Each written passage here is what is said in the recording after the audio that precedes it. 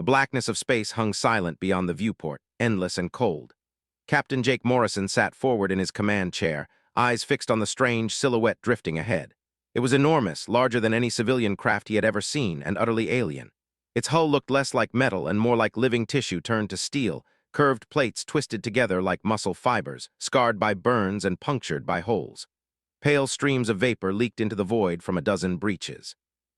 His tactical officer broke the silence. "Sir, I'm picking up a faint signal." Lieutenant Corinne Wells' voice was steady, but her eyes betrayed unease. "It's weak, repeating on all channels, but the computer can't translate it." Morrison rubbed at the short beard along his jawline, a habit whenever he was thinking hard. He had commanded Luna 7 Earth Defense Station for 3 years, and he'd seen his share of alien ships. The Galactic Federation was full of them, dozens of races, hundreds of designs. But this ship was different. It looked wounded. It looked alive. "Any Federation identification codes?" he asked. Corinne shook her head. "None. It's not in the registry. I've never seen anything like it." Morrison felt the tension in the air. His crew leaned toward their stations, listening. The Federation liked things tidy. Every ship had a signature, a name, a place. This vessel had none. And the damage told a story. Someone somewhere had tried to erase it completely. He straightened, opened a channel, broadcast on all frequencies. The main screen flickered, static crackling, then steadied. A figure appeared. Gasps filled the bridge. The alien was humanoid, but not human. Its skin shimmered a pale blue like water catching moonlight. Silver eyes reflected light like polished mirrors, deep and unreadable. Around its head floated dozens of thin, tendril-like strands, alive and in constant motion. Its expression, however, was unmistakable: pain, desperation, and hope. The alien spoke, and the words were in flawless English. "Please, we seek sanctuary. We are dying." Morrison's chest tightened. He glanced at his officers. Their faces mirrored his disbelief. Whoever this was, whatever language they spoke, the words reached him as clear as if the alien were standing on the deck. "This is Captain Jake Morrison of Earth Defense," he said carefully. "Identify yourself. Who are you? What happened to your ship?" The alien's silver eyes shimmered with moisture that looked disturbingly like tears. "I am Zaraka of the Cathara people. We flee from those who would see us extinct. Our home burns. Our children die. We have nowhere else to go." Silence fell again. Only the hum of the ship's systems filled the void between words. Morrison had heard rumors, whispers of entire species vanishing from Federation space. Official records always claimed natural causes or voluntary isolation, but he had never seen the survivors. He had never looked into their eyes. "How many souls aboard your vessel, Zaraka?" The alien hesitated, then answered with a voice heavy as stone. 53,000, the last of our kind." The number hit Morrison like a punch. 53,000 lives, refugees packed into a failing ship. His crew exchanged uneasy glances. Earth's colonies could house that many, but the politics could be deadly. "Zaraka," he said slowly, "your ship's life support, how long can it hold?" The alien closed her eyes. "Perhaps 6 of your hours, no more. Engines failing, hull breaches spreading, we cannot last." Morrison cut the channel. The bridge lights felt suddenly harsh against his skin. He signaled for a private link. The face of Admiral Lisa Grant appeared on his smaller console. She looked as sharp as always, short silver hair, crisp uniform, but there was tension in her eyes even before he spoke. He explained the situation in clipped sentences. The Admiral listened, her jaw tight. When he finished, she exhaled slowly. "Captain, you know the orders. 3 months ago, the Federation Council issued Directive 9. All Cathara vessels are to be turned away. No contact, no assistance, no exceptions." Morrison leaned closer, lowering his voice, though the line was secure. "Lisa, they're dying. 53,000 people. If we do nothing, they're gone. Are you telling me to watch them suffocate?" Her eyes flickered, conflicted. He had known Lisa for 10 years, fought alongside her in the Belt conflict. She was no monster, but she was bound by chains heavier than steel. "They have been classified as a security threat," she whispered. "What kind of threat?" Lisa's gaze shifted. She hesitated, then finally said, "I'll send you the classified files, but Jake, what you're about to read cannot leave your ship. Federation eyes are everywhere." The transmission cut. A minute later, encrypted files loaded onto his terminal. Morrison opened them. his hands clenched as he read. The Cathara were unique.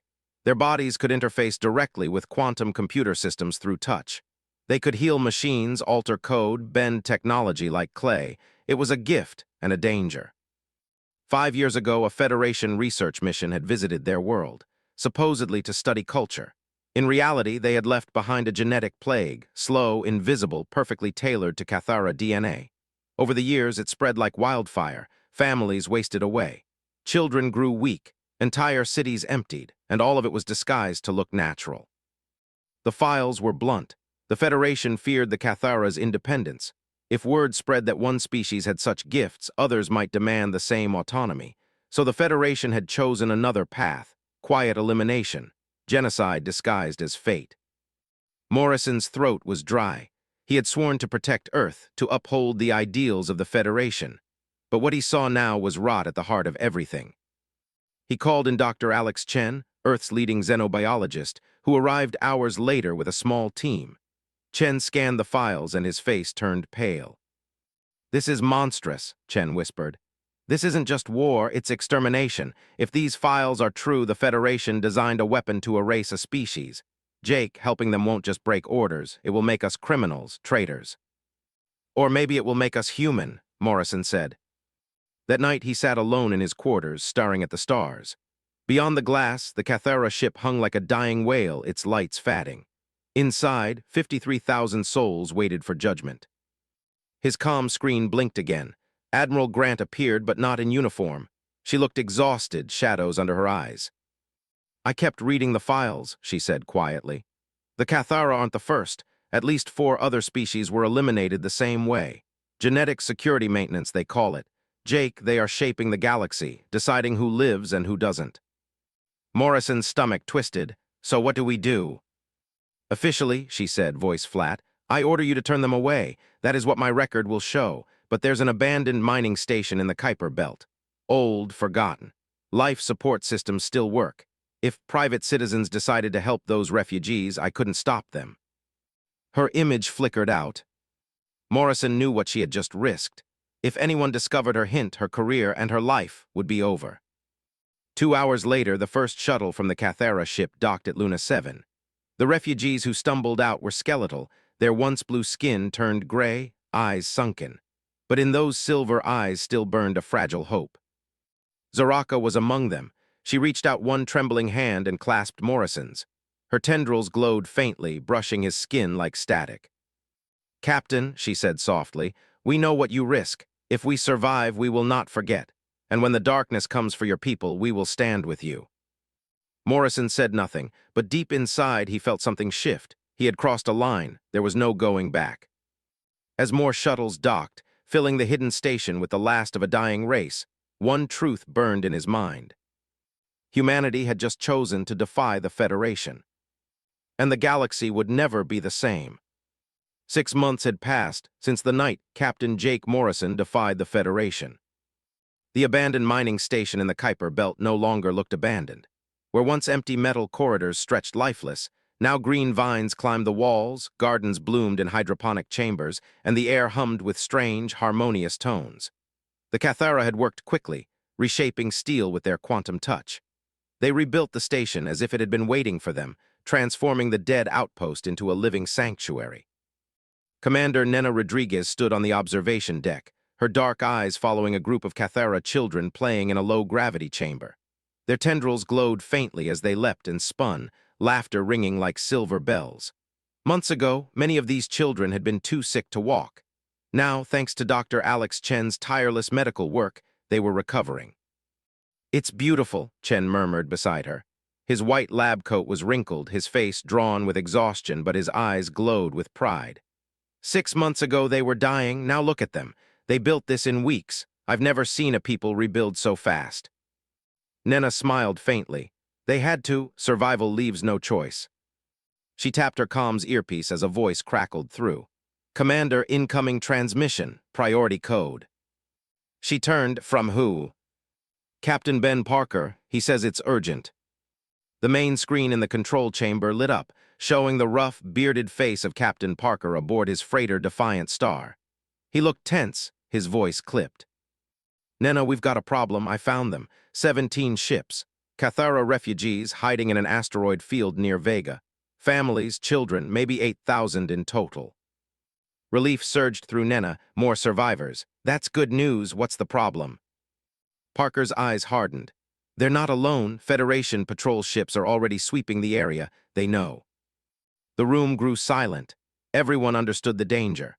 Rescuing the first Cathara ship had been risky. Saving 8,000 more under Federation pursuit was something else entirely. Chen spoke first. If we don't act, they'll be slaughtered. Nena forced her voice to remain calm. How much time? Not long, Parker said. The patrols are closing in. I can try to distract them, but... He hesitated. Nena, there's something else. One of the Cathara survivors told me about other species, others who were supposed to be extinct, still alive, hiding. Nena leaned forward. Other species. The Helix, Parker said. Remember them. The Federation claimed they died out 30 years ago from a genetic disease, but the Cathara say the Helix are hiding inside gas giant cores. They can manipulate gravity itself to survive there. Chen's head snapped up. If that's true... And that's not all, Parker pressed on. The crystal mines, too, supposedly gone for centuries, but the Cathara say they've disguised themselves as ordinary asteroids. They've been hiding in plain sight. Nena felt a chill. The implications were staggering. If the Federation had been exterminating multiple species under cover of lies, then the Cathara were only the beginning. Get those 8,000 to safety, she ordered. We'll deal with the rest later. Parker nodded, but his face was grim. It's getting harder, Nena. They're tightening patrols everywhere. It's like they know something big is happening. The transmission ended. Nena turned to Chen. We need to make a choice. Do we keep rescuing small groups of Cathara, or do we reach further? If other species are hiding, do we help them too? Colonel Steve Wright, their military advisor, crossed his arms. A broad-shouldered man with a scar running across his jaw, he looked every bit the soldier he was. Commander, we're already hanging by a thread. Earth is still officially part of the Federation. If they find out we're running an underground rescue network, it could mean war. Zaraka, who had entered quietly, now spoke. Her silver eyes glowed faintly. And if you do nothing, entire species will vanish. Is that the galaxy you want for your children, Colonel? Her words cut like a blade. Dr. Maya Johnson, their strategist, broke the silence. She tapped her datapad, showing projected fleet movements. The Federation is moving ships in patterns that don't match routine patrols.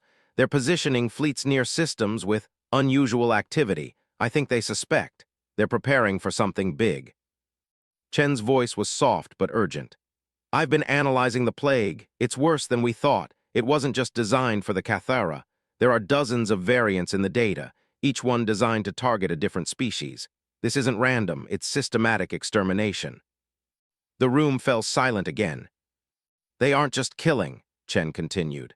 They're reshaping the galaxy to their design, and if the rumors about the Helix and the crystal mines are true, then the Federation has been wiping out anyone with unique abilities, anyone who doesn't fit their vision. Zaraka bowed her head, her tendrils dimmed. My people once believed the Federation brought peace. Now I see it was only silence. They do not fear war, they fear difference. Nena clenched her fists. Then we'll give them difference. Steve, start preparing contingency defenses. Maya, track every unusual fleet movement. Chen, keep working on countermeasures. If they created these plagues, then maybe together these species can create an antidote. For 2 months, the work consumed them. Captain Parker ran dangerous missions, slipping past Federation patrols to rescue hidden groups. His battered freighter became a ghost, appearing where the Federation least expected, carrying hundreds of lives to safety. Commander Kate Thompson led an expedition to search the asteroid fields. She returned weeks later with something miraculous, living crystal mines, beings of crystalline form that pulsed with light, their voices like chords of music. They processed data faster than any supercomputer. Meanwhile, Parker confirmed the Helix were alive. He had seen them himself, beings who could bend gravity, living deep within the crushing storms of a gas giant. Slowly, the network grew. Cathara Helix crystal mines. Survivors once scattered, now united. But danger grew with them. Federation investigator Tara Stone arrived on Earth, conducting what she called a routine inspection. Reports filtered back to Nena. Stone was asking pointed questions. Unusual shipping manifests. Energy signatures in the Kuiper Belt, too specific to be coincidence. President Carl Martinez held her off with political maneuvering, but it was clear. Suspicion was rising. Then came the breakthrough. Dr. Ray Foster, working with Velnan, a Cathara scientist, developed something impossible. By merging human engineering with Cathara quantum abilities, they created a ship that could phase between dimensions. It could vanish from normal sensors, slipping through the cracks of reality itself. Steve Wright stared at the prototype in awe. This isn't just a rescue tool, it's a weapon. A fleet of these, and we could fight the Federation on equal terms. But the Federation was preparing too. Refugees whispered of something vast being built in the Federation's core worlds. A weapon called the Unity Engine. No one knew exactly what it was, only that it would change everything. The crisis came without warning. Captain Parker was leading another mission near the Centauri system when Federation ships ambushed him. His freighter barely escaped, battered and smoking, but 3 enemy vessels had scanned his ship's unique energy signatures. Back at Haven, Nena listened to his frantic transmission. They know it's us. They'll trace it. It's only a matter of time before they find everything. She contacted Admiral Lisa Grant through a secure line. The woman looked older now, burdened by secrets and choices. Admiral, they've linked us. They'll come for Earth. Grant nodded grimly. I've been monitoring their comms. They're mobilizing fleets. Jake, Nena, something big is coming. That night, Nena stood once more at the observation deck. She watched children, human, Cathara, crystal mind, play together under the stars. The sight was beautiful. But she knew the truth. The Federation was coming, and when they arrived, humanity would have to choose safety or justice. The alarm klaxons echoed through Luna Base. Red lights pulsed across the command center as Admiral Lisa Grant studied the tactical display. 6 Federation destroyers had cornered Captain Ben Parker's battered freighter in the outer system. His frantic voice filled the speakers. This is Parker to any Earth vessel. I'm under attack, Federation forces. They know about the refugees. They know everything. Grant's jaw tightened. The display showed Parker's ship, Defiant Star, limping under heavy fire. The 6 destroyers circled like predators, their weapons charging for the final strike. Her officers looked to her, waiting. Any order she gave would decide history. All ships, she said, her voice cold and sharp. Rescue operation authorized. Move now. The Earth Defense Fleet surged into action. 4 cruisers leapt forward, weapons blazing. Beams of light cut through the void, striking Federation hulls. The first open battle between Earth and the Galactic Federation had begun. On board Defiant Hope, Captain Jake Morrison felt the deck shudder as his ship dropped from phase transit. Ahead, Parker's freighter tumbled, smoke and fire spilling into space. Target Federation ships, Morrison barked. Fire all forward batteries. Cannons roared, missiles streaked.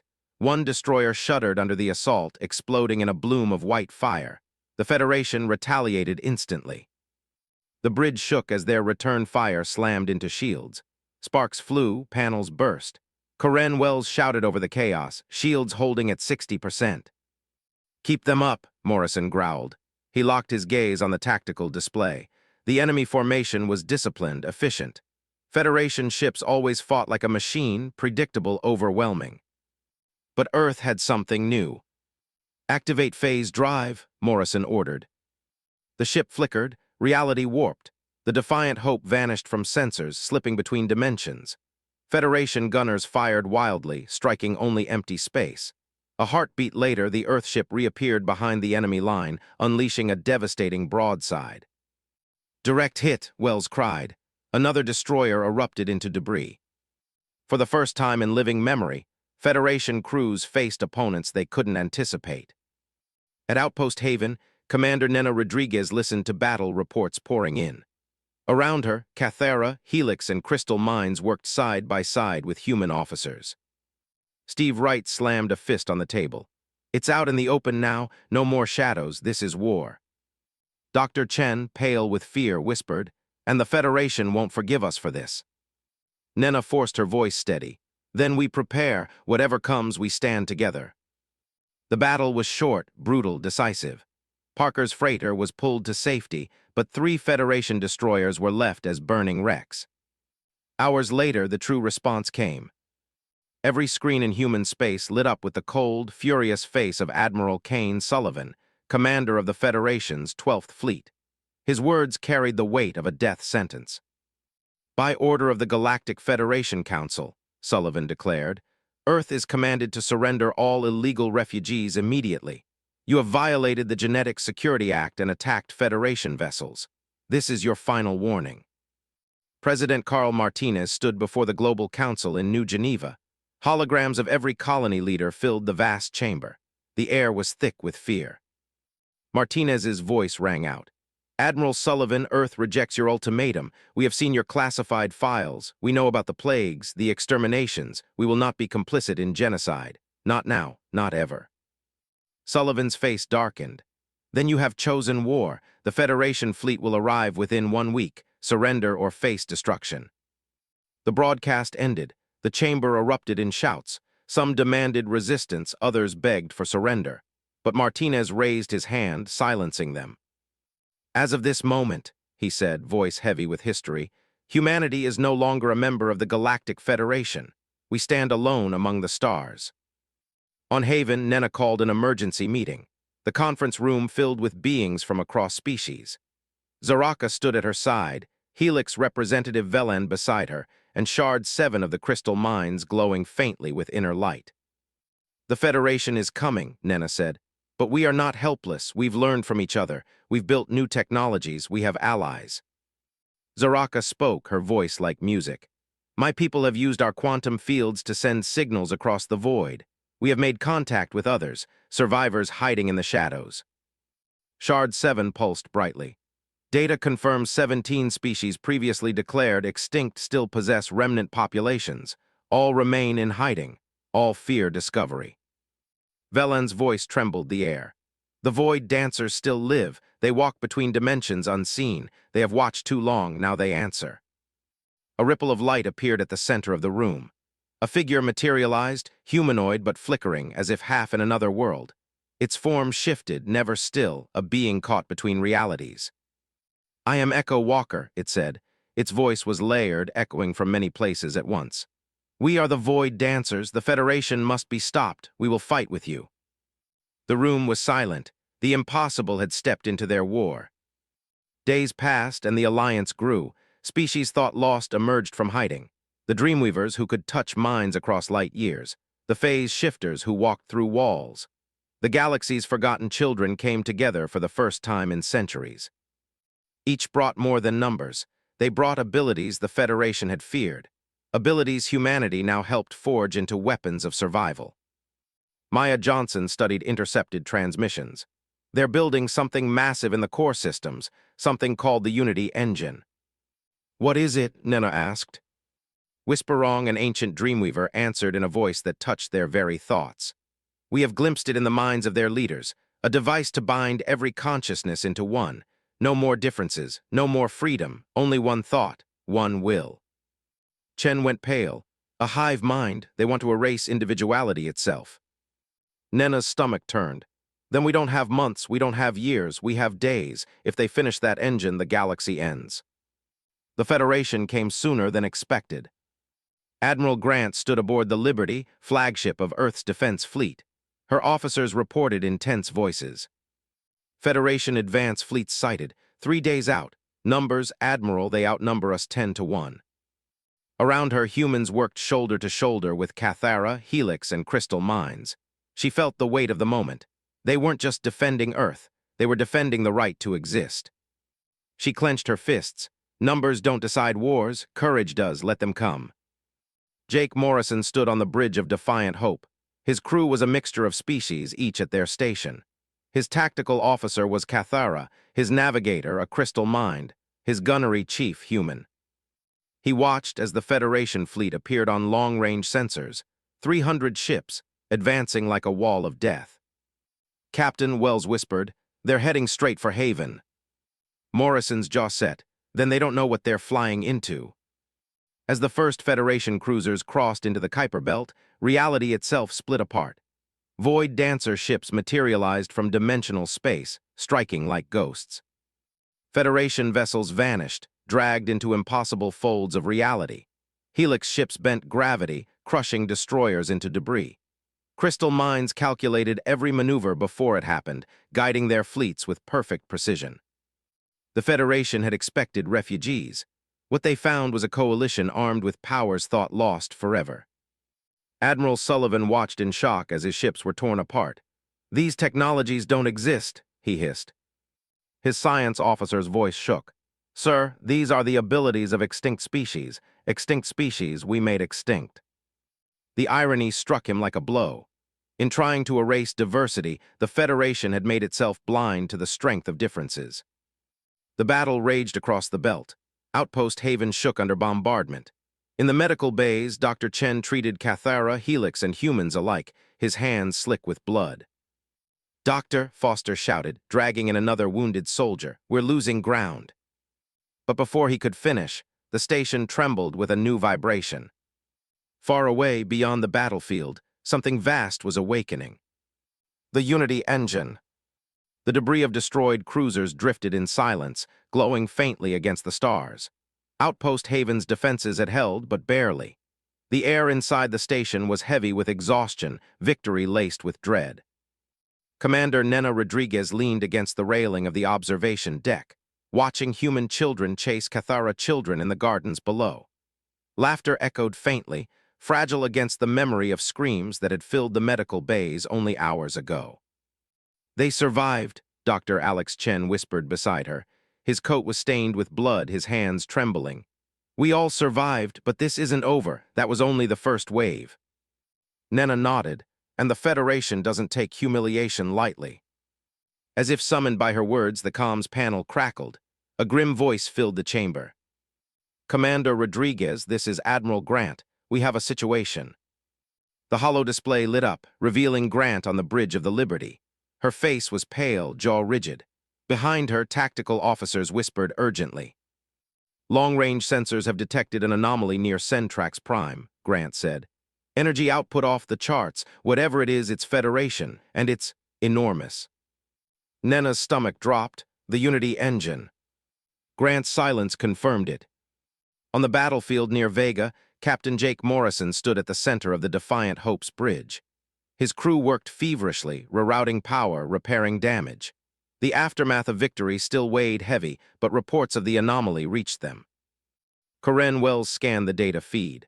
"Captain, the energy surge, it's not just power, it's mental. Frequency patterns that register on neurological scanners. It's like it's trying to broadcast into our minds." Morrison frowned. "A weapon that attacks thought." Zaraka, who stood near the forward screen, shivered. Her tendrils writhed. "Not just thought, Captain, identity. If they succeed, there will be no difference between one being and another. Only the Federation's will." The crew fell silent. The horror was clear. On Centrax Prime, deep in Federation space, the Unity engine came alive. It was colossal, built in orbit above the planet, spanning kilometers of machinery. Its surface pulsed with light, each wave synchronized with the heartbeat of the Federation's fleets. Chancellor Vex Koros stood in the central control chamber, his body draped in robes of authority. Around him, architects and Dominion lords, the Federation's ruling species, watched in awe. "Begin activation," Koros ordered. The engine's core pulsed once, then again, then it unleashed a wave across the stars. At Haven, the shock hit like lightning. Nena staggered, clutching her head as a cold presence pushed into her mind. Voices whispered in unison, alien yet familiar, demanding obedience. Around her, soldiers dropped to their knees, clutching their skulls. Some screamed. Some fell silent, eyes glassy, as if their thoughts had been stolen. "Neurological attack," Chen cried, rushing to the fallen. "They're overriding individuality." Zaraka collapsed against the wall, her tendrils flaring with desperate light. "I can block some of it, but not for long." Shard 7's crystalline body pulsed violently. Processing, interference detected, generating defense algorithms. Across the chamber, Velen of the Helix bared his teeth. The air rippled around him as gravity bent unnaturally. "They will not break us. They cannot break all of us." Nena gritted her teeth, forcing herself upright. "Fight it. Whatever it takes, fight it." In the depths of dimensional space, Echo Walker and the Void Dancers stirred. Their flickering forms quivered as the wave reached them. "They seek to bind thought," Echo Walker murmured. "But thought is not one path, it is many. We will stand between their unity and your chaos." With gestures that bent reality, the Void Dancers spread across the battlefield, creating pockets of dimensional refuge. Within those fields, minds were shielded from the engine's grasp. Back on the Liberty, Admiral Grant fought to stay conscious. Her crew wavered, some slumping, others standing unnaturally still. "Admiral," her comms officer gasped. "Our crews, they're turning, they're obeying the Federation signals." Grant's heart pounded. The engine wasn't just an idea, it was here now, twisting loyalty in real time. She slammed her fist on the console. "Then cut the signals, disconnect the neural relays, use analog if you have to." Officers scrambled, ripping wires, smashing panels. Slowly, the ship's crew regained their individuality, panting and shaking. But they all knew, the Federation had just changed the rules of war. At Haven, Shard 7 finally stabilized. Its crystalline body flashed in rapid sequence, projecting counterwave patterns. "Defense algorithms established," it said, voice musical and calm.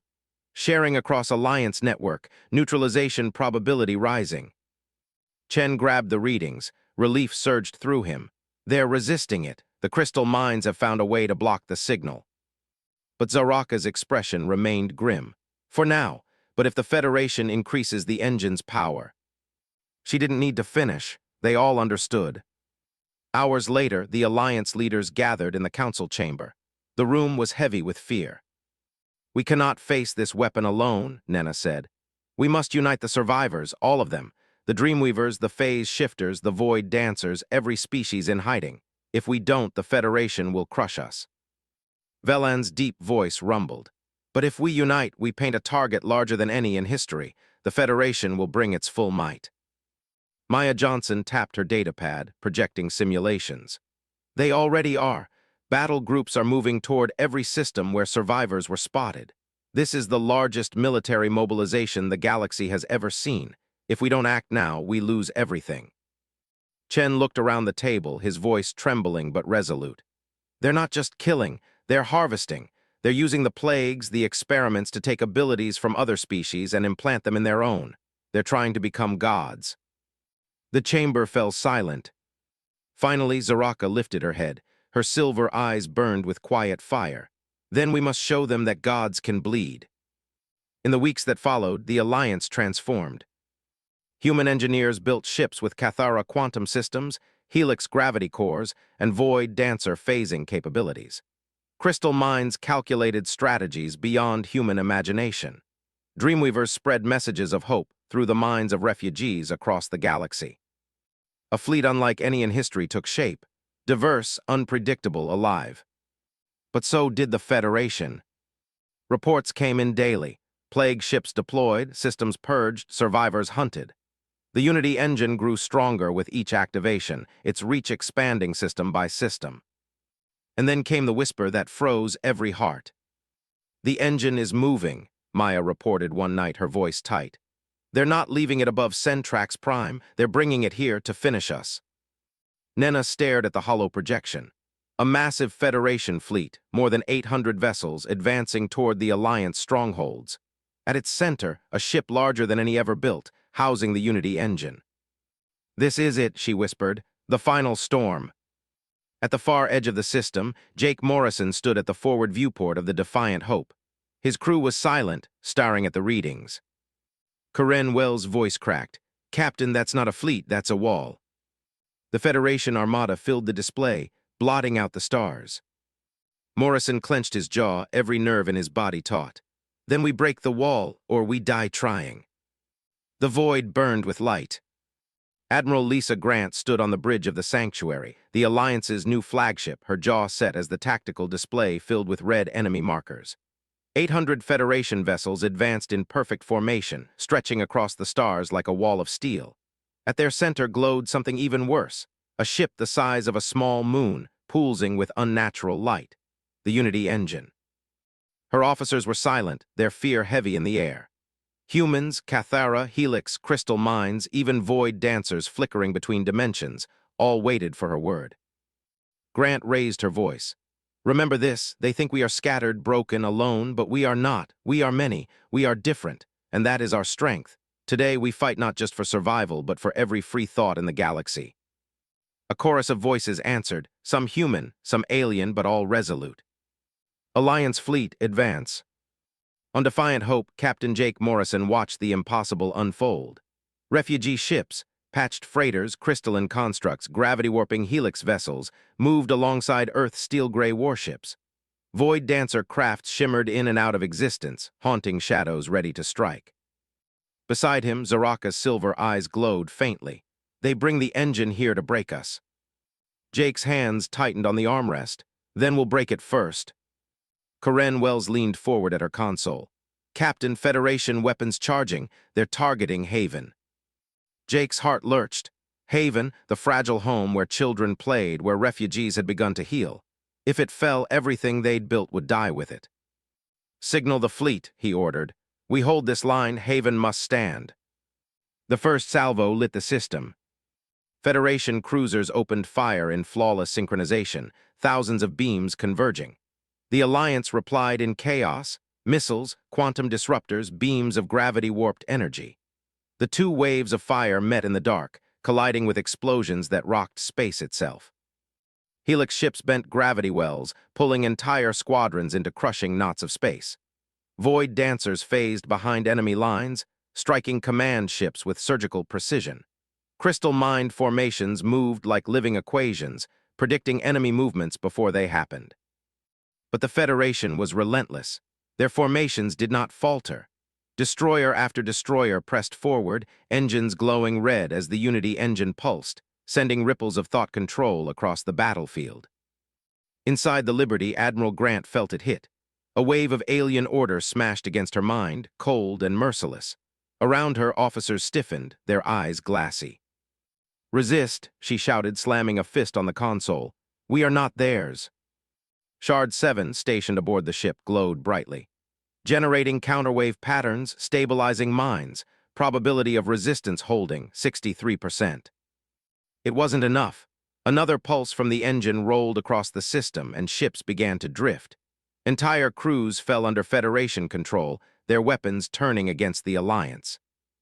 At Haven, Chen stood in the medical bay, treating the wounded even as the station shook with impacts. Zaraka's people worked beside him, their tendrils glowing as they stabilized patients with quantum resonance. But then the lights dimmed. A cold voice filled the intercoms. This is Admiral Sullivan. Lay down your arms. Haven will be spared if you surrender the Cathara and their allies. Resist, and you will all be purged. Nena Rodriguez grabbed the microphone, fury burning in her chest. We will never surrender. Haven stands for life, not silence. The station trembled as Federation bombardment resumed, shaking dust from the ceilings. Jake Morrison gritted his teeth as Defiant Hope dove through enemy fire. His gunnery chief roared as plasma cannons tore through a Federation destroyer, splitting it in two.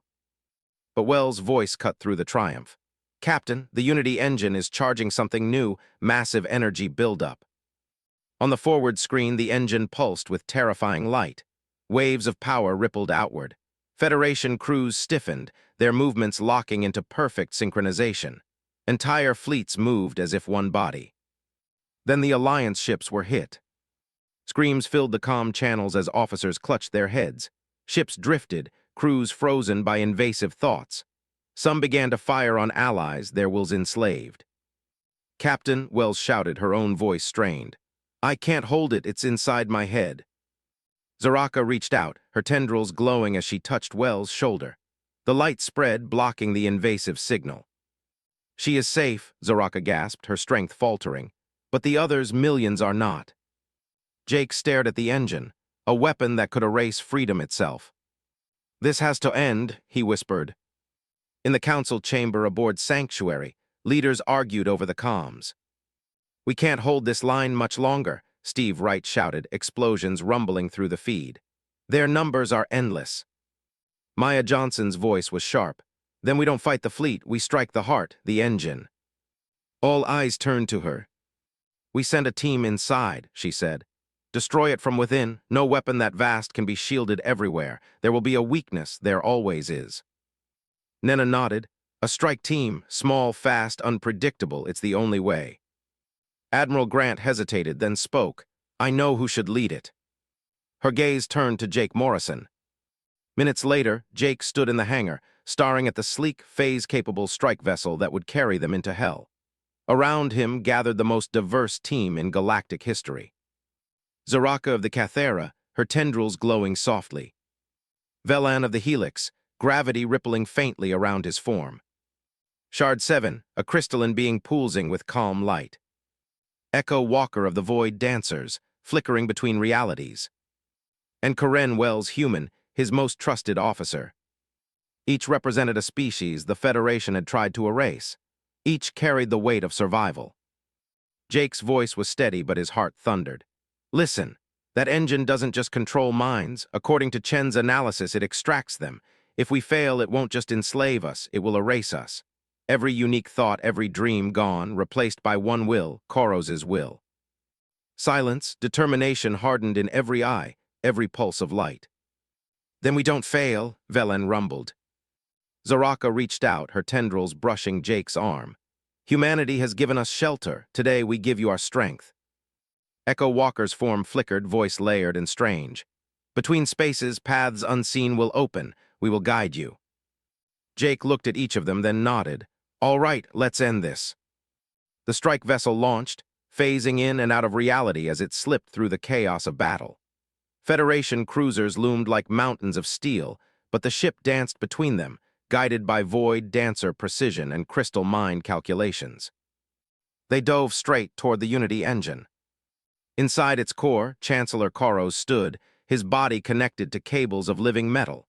His voice echoed through the chamber as the strike team approached.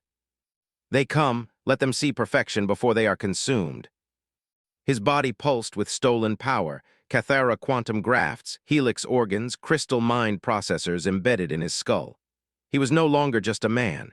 He was becoming the engine itself. On board the strike vessel, alarms wailed as the ship shuddered. Enemy fire slammed against the shields, tearing at their defenses. Hold together, Jake shouted. Shard 7's body flared, reinforcing the failing systems. Shields collapsing in 30 seconds. We must enter now. The Unity engine loomed ahead, a colossal sphere of pulsing light and shadow. Its surface opened like a maw, glowing corridors revealed inside. Jake's hands tightened. All right, people, this is it. Brace for entry. The ship dove into the light. The strike vessel shuddered violently as it pierced the glowing shell of the Unity engine. For a moment the crew were blinded, vision swallowed by blinding light. Then they burst into a vast interior chamber. Jake Morrison gripped the console, staring in awe. It wasn't like flying inside a ship. It was like flying into a living star. Metallic ribs stretched out for kilometers, veins of light pulsing across them like arteries. Vast conduits spiraled endlessly, channeling impossible energy. The very air, if it could be called air, vibrated with a low hum that pressed against the skull. Shard 7's crystalline body pulsed rapidly, its voice musical but strained. Processing environmental data, gravitational fields unstable, quantum fluctuations at lethal levels. Velen's voice rumbled, steady despite the chaos. I will keep us grounded. He reached out with invisible gravity, stabilizing the vessel as it hurtled deeper. Zaraka stood at the viewport, her silver eyes wide with horror. They've built this place to feed on us. I can feel it, like claws scraping across my mind. Echo Walker flickered, appearing half in and half out of the cabin. This machine is not of one world. It is of many. A stolen patchwork, a graveyard-turned weapon. Jake forced himself to stay focused. Target the central chamber, that's where Koros will be. Outside, the war raged on. Admiral Lisa Grant stood on the bridge of Sanctuary, watching the battlefield twist into madness. Federation fleets, their minds unified by the engine, fought with inhuman precision. The Alliance responded with chaos, Helix gravity wells tearing cruisers apart, Dreamweavers sowing discord in enemy minds, Void Dancers striking from impossible angles. But the engine's influence grew with every pulse. More ships faltered, their crews enslaved. The tide was turning. Admiral Maya Johnson cried, if the strike team fails, we're finished. Grant's voice was steel, then they don't fail. Inside the engine, the strike vessel descended into a cavern the size of a city. At its center towered a spire of cables and crystal, glowing with unbearable intensity. Suspended in its heart was Chancellor Vex Koros. Jake's breath caught. Koros no longer looked human or even alive. His body was fused with machinery, his limbs grafted with Cathara tendrils that pulsed like living wires. Helix gravity organs bulged in his chest, twisting the space around him. Crystal mind processors glowed where his eyes should have been, flashing with alien light. When he spoke, his voice came from everywhere at once. "Welcome, traitors. You arrived to witness the birth of perfection." The strike vessel landed hard on a glowing platform. Jake and his team stormed out, weapons raised. The chamber's air was thick with energy, every breath tasting of ozone and metal. "Perfection," Jake spat. "You're building a prison for every mind in the galaxy." Koros's cables writhed. "Prison? No, liberation, no more war, no more pain, no more chaos of difference, all thought as one, all will as mine." Velan growled, his gravity field distorting the air. "You mean slavery." Koros's stolen eyes flashed. "Difference breeds only suffering, I will end it forever." Then the chamber shook and Koros struck. The battle was chaos. Tendrils of living cable lashed out, striking with the speed of lightning. Velan countered, bending gravity to hurl them aside, crushing machinery with invisible force. Shard 7 glowed like a star, projecting defensive barriers of refracted energy. Sparks flew as the cables smashed against its crystalline walls. Zaraka darted forward, her tendrils glowing as she touched a conduit. With a pulse of will, she disrupted the quantum pathways, causing arcs of energy to explode across the chamber. Koros roared, his voice 1,000 voices. He raised a hand and space itself bent. Gravity twisted, throwing Jake and Wells to the ground. Jake's lungs screamed for air as he fought to rise. Wells fired her rifle, blasts of plasma tearing into Koros's cables. For a moment, Koros staggered. Then his stolen Cathara grafts flared, absorbing the shots like water into sand. "Every strength you bring I possess," Koros hissed. "Every gift, every power, I am more than you, I am all." Echo Walker flickered into existence behind him, phasing through the cables. With an inhuman cry, the Void Dancer plunged dimensional blades into Koros's chest. Reality itself split as the attack landed. Koros screamed, writhing as the blades burned, but then the helix organs in his body pulsed, warping gravity. Echo Walker was hurled across the chamber, smashing into a wall of glowing crystal. "Echo," Zaraka cried. The Void Dancer flickered weakly, form unraveling. Still, alive but weakening. Jake fired his weapon again, fury rising. "Then maybe you stole their powers, Koros, but you'll never understand what makes them strong. You'll never understand why they fight." Koros's cables lunged, wrapping around Jake and slamming him against the ground. Pain shot through his ribs. "I understand perfectly," Koros said coldly. "They fight to preserve chaos, I will end it." The cables tightened. Jake gasped, vision darkening. Then Zaraka's light flared. She pressed her tendrils against Jake's arm. The quantum resonance surged, burning through the cables like acid. Jake collapsed free, gasping. "You are not alone, Captain," she whispered. Shard 7 pulsed brighter, its voice urgent. "Analyzing patterns, the engine has a core sequence. If disrupted, cascading failure is possible." Jake staggered to his feet. "How do we reach it?" "Central Spire," Shard 7 replied. "But heavily shielded, only multiple abilities combined can break it." Jake glanced at his team. Human, Cathara, Helix, Crystal Mind, Void Dancer. The Federation had tried to erase them, but here they stood, together. "Then that's exactly what we'll do." The team launched their final assault. Velan bent gravity, crushing the engine's outer barriers. Zaraka reached into the circuits, unraveling their quantum code. Shard 7 calculated shutdown sequences at blinding speed, disabling safeties. Echo Walker phased critical components out of existence, leaving gaps in reality itself. Jake led the charge, blasting open pathways, fighting Koros's cables with sheer stubborn will. Piece by piece, the defenses fell. The central spire pulsed wildly, unstable. Koros screamed, his voice shaking the chamber. "You will not undo perfection." With a roar, he unleashed everything. Time bent, gravity shattered, thought itself quivered. The team was hurled in every direction. Jake crawled to his feet, battered and bleeding. Koros towered above, half machine, half god, his stolen powers burning through him. "If I cannot have unity," Koros bellowed, "then I will have oblivion." The spire glowed with apocalyptic light. Koros had triggered the self-destruct. Shard 7's voice cut through the chaos. Core collapse in 90 seconds, total annihilation. Jake's heart froze. The Unity engine was about to detonate, and the blast would consume the entire system. Haven, Earth, everything. He looked at his team, bleeding, flickering, glowing, but still standing.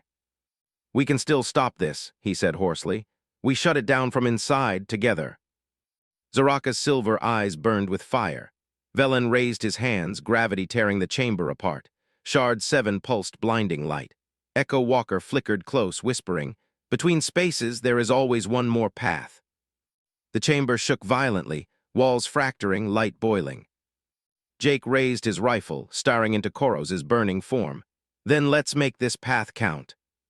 And they charged, one last time, into the heart of the Unity engine. The chamber convulsed like a living thing. Sparks of quantum fire streaked across the air, tearing rifts in space itself. The Unity engine's central spire throbbed like the beating heart of a dying god. Jake Morrison wiped blood from his eyes and forced himself upright. Every nerve in his body screamed in pain, but he saw only one truth. If they failed now, the galaxy died. Chancellor Koros loomed before them, his body a grotesque fusion of species and machine.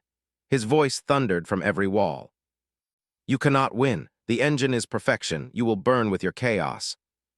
Velen of the Helix roared back, his massive frame trembling as gravity bent to his will. "Then burn with us!" He hurled a crushing wave, slamming Koros against the spire. The floor groaned, fragments of crystal collapsing. Zaraka pressed her glowing tendrils against the nearest conduit, channeling her people's resonance. "I can destabilize the quantum lattice, but I need time." "Do it," Jake shouted, raising his rifle. "We'll buy you every second." Koros struck like a storm. Cables whipped out, smashing walls, tearing platforms apart. Jake rolled aside as one lashed down where he had stood, shattering metal. Wells fired burst after burst, plasma bolts hammering Koros's frame, forcing him back. Echo Walker flickered through dimensions, blades of unreal light slashing at the cables. Each strike tore away chunks of stolen grafts, but Koros's form regenerated, glowing brighter with stolen power. Shard 7's crystalline body pulsed like a star, broadcasting counterwaves that disrupted the engine's mind control pulses. "Core collapse in 60 seconds, it warned. "Stabilization impossible." Jake felt his heart hammering, a minute left to decide the fate of billions. Outside, the war teetered on the edge. Admiral Lisa Grant's fleet fought in shattered formations, Haven burning in the distance. Federation ships pressed relentlessly, their crews enslaved by the engine's will. "Admiral," Maya Johnson cried from the tactical pit. "Engine energy spike detected. If it detonates, the entire system goes with it." Grant's face hardened. "Then our people buy them time, hold the line, don't let the Federation break through."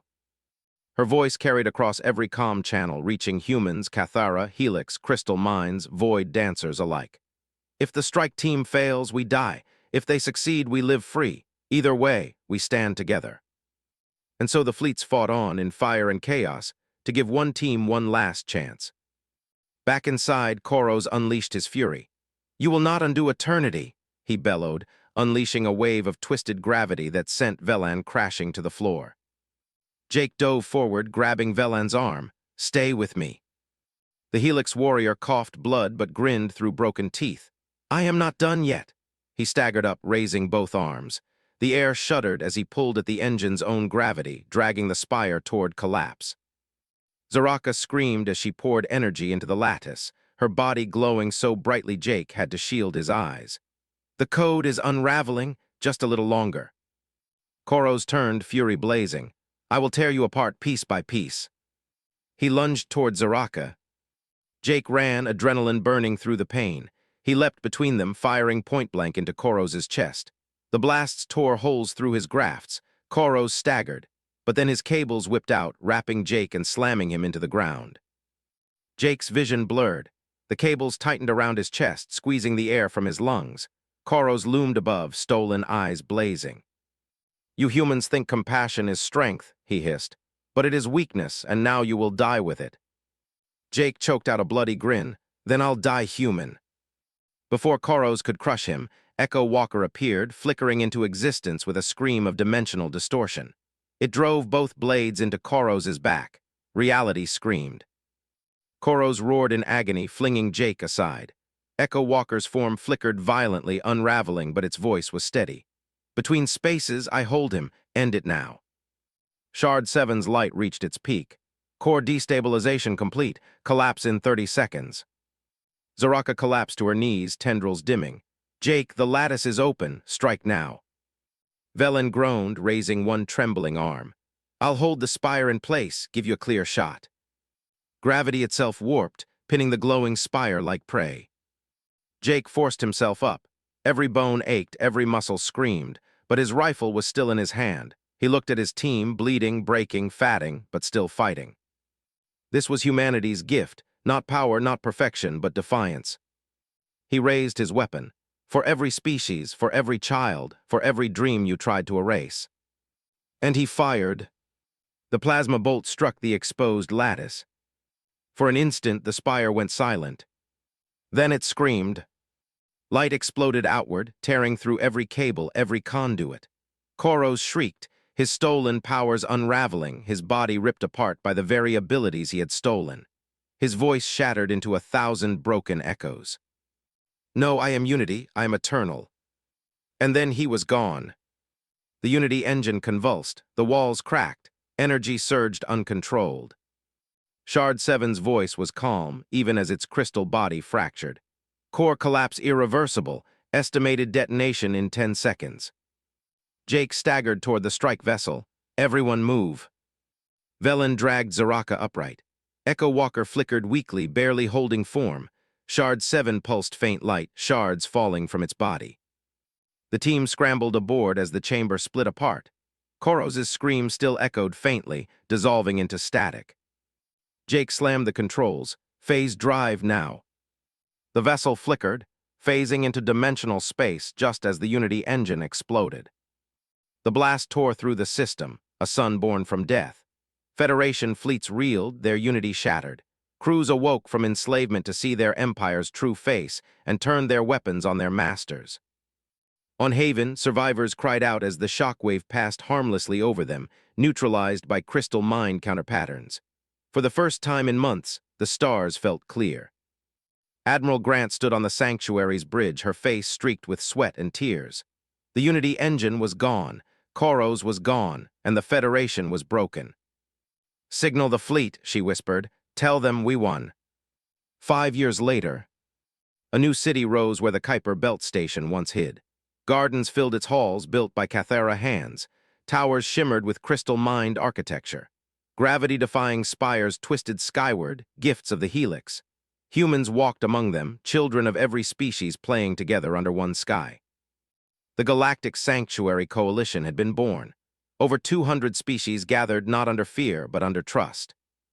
President Carl Martinez, now Chancellor of the Coalition, stood before the memorial.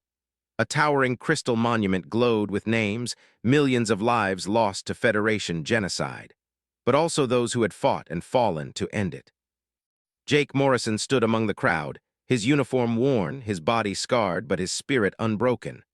Beside him stood Zaraka, her silver eyes reflecting the monument's light. Dr. Chen, his hair white with age, watched children run past. We saved them, he whispered. Jake shook his head, smiling faintly. No, they saved us. We only offered shelter. They taught us what it means to live. Above, the sky filled with ships of every kind, no longer divided by fear. The galaxy had rejected the different ones, but humans had offered shelter. And from that choice, a new dawn was born.